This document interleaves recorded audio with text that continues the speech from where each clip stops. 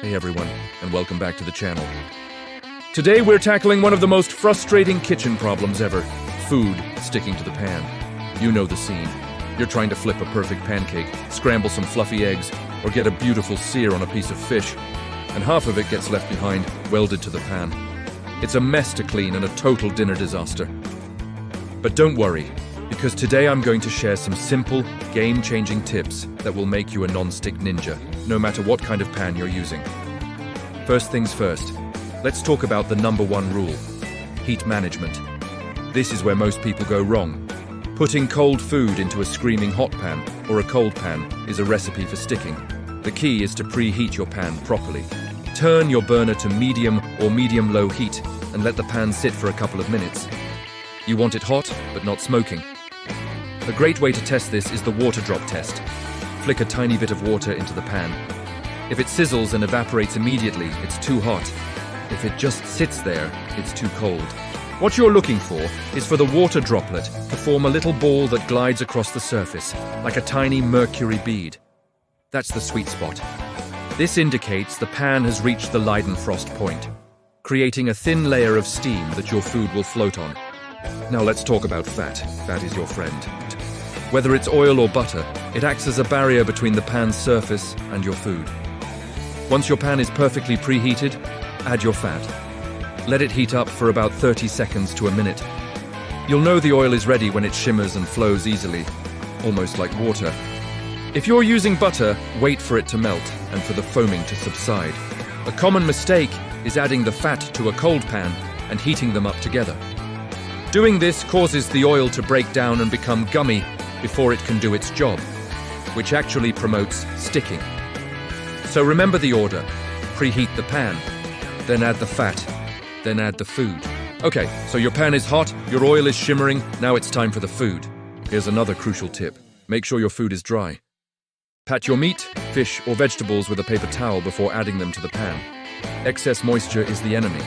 It instantly cools down the pan and the oil, preventing a good sear and causing the food to steam and stick.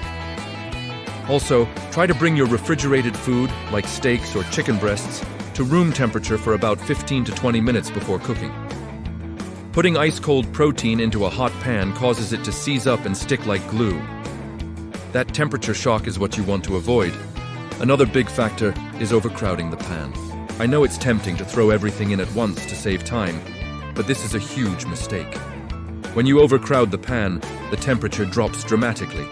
The food ends up steaming instead of searing, releasing a lot of liquid and, you guessed it, sticking.